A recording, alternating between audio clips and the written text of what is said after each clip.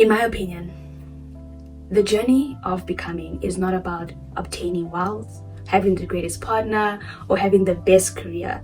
But I believe it's about becoming a version of yourself, so that even if you do not have these things, when these things do come, you don't squander it. You do not miss the opportunities. You do not self-sabotage, because you have done the healing work. You have done what needs to be done in order to become this person who you were created to be, and the person you want to be, the version of yourself that is ready to receive the things that you desire, but also ready to do the things that you're called to do.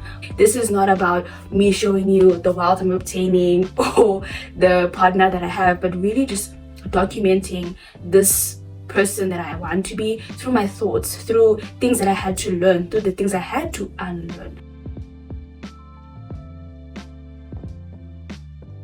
And young everyone, welcome back to my channel. So in this episode and in this video, I am kicking off with the topic about eldest daughter, or healing from eldest daughter syndrome. So it's clear for me to mention that I am an eldest daughter, and there's certain circumstances that you find yourself in, there's certain things or experiences that you find yourself in which you have no choice in. However, you have the choice to decide whether you're going to make that circumstance define who you are, or you're going to make that circumstance just become part of your story but not who you are. And I think that's what I had to do with the reality of being an eldest daughter. I realized that this topic is really inspired by the fact that so many people on my TikTok have been talking about their struggles and their journeys of being an eldest daughter. And I realized that in some way we're all similar, but one thing I realized is how eldest daughter is usually parentified, right? Eldest daughter, myself in some cases, and maybe you watching this, have been given this responsibility to be the second mother, to be this role model,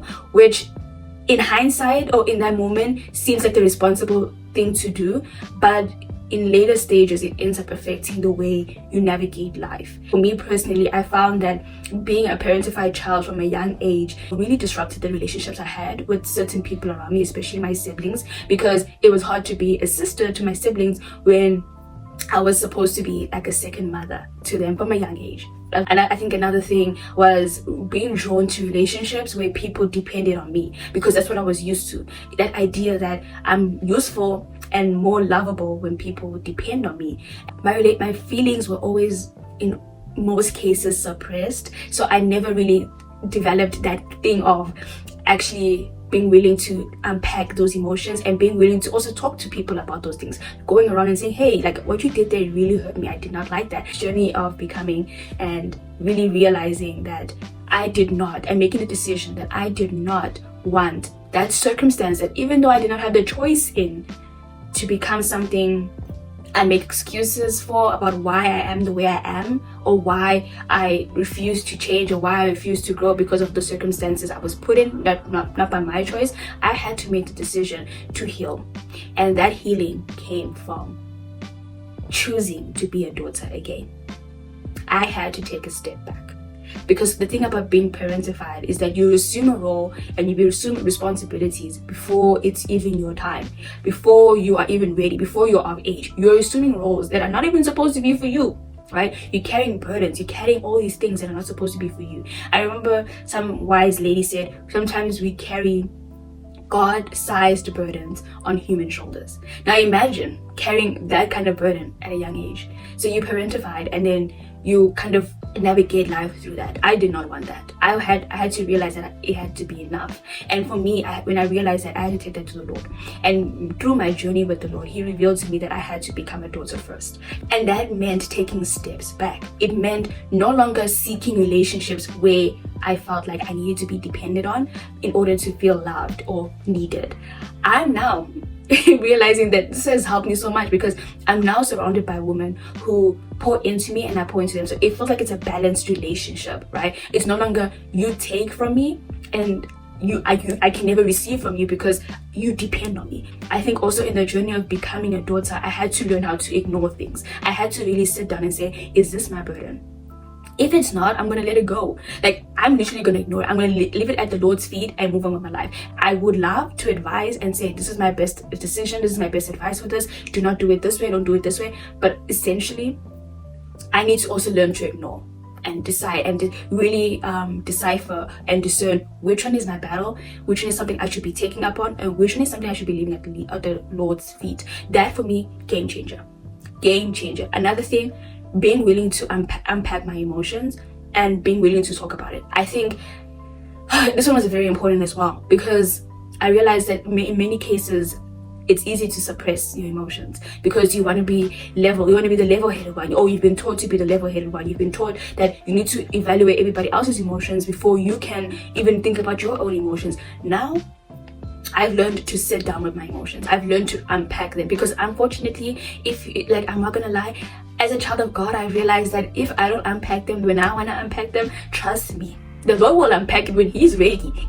And sometimes when He's ready to unpack them, I'm not ready. So I feel like it's always best to unpack the emotions then, so that I'm not bottling up certain things. I'm not bottling up so many different frustrations, or like frustrations for the whole week, a whole month, a whole year, instead of just like actually talking about it. And I think while I'm bottling my emotions, it's also me evaluating when to speak up about them, and learning that I don't have to be a people pleaser. I don't have to try and maneuver my feelings and suppress my feelings to try and make other people feel comfortable. That doesn't work for me anymore. Like, I get it in certain circumstances, there's a time and a place, I get it. I would love to have an opportunity to discuss and say, you know what, I do not like that, this makes me uncomfortable. And if I feel like you decide to say, no, we're not friends anymore, okay, I don't care. One thing I had to also put down in that whole communication thing is learning to not be a people pleaser anymore. The thing I had to understand was love is unconditional.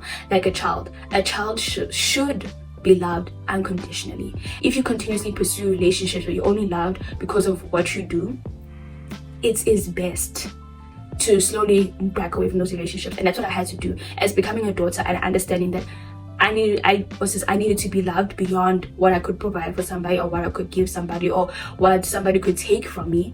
I had to slowly stop pouring into relationships that were all take, and love when I need something. You get what I mean? Having a daughter to me really means embodying this childlike attitude. Not childish. Don't get it twisted. I'm not saying childish, right? I'm saying childlike. Pursuing life in a way that I don't take on responsibilities that are not mine.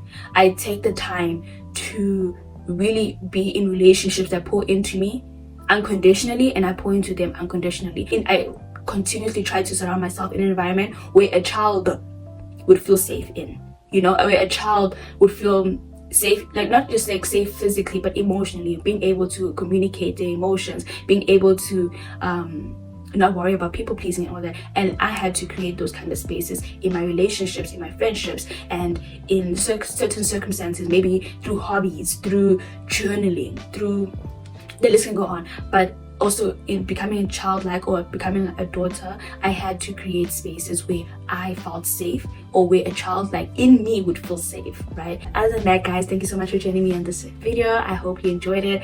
I hope that you got some insight, and if you did, I hope you like, subscribe, comment, and also please share with your friends who are also eldest daughters, because I know somebody else on the other line who's an eldest daughter probably needs this. So thank you so much for joining me on this video. Till next time.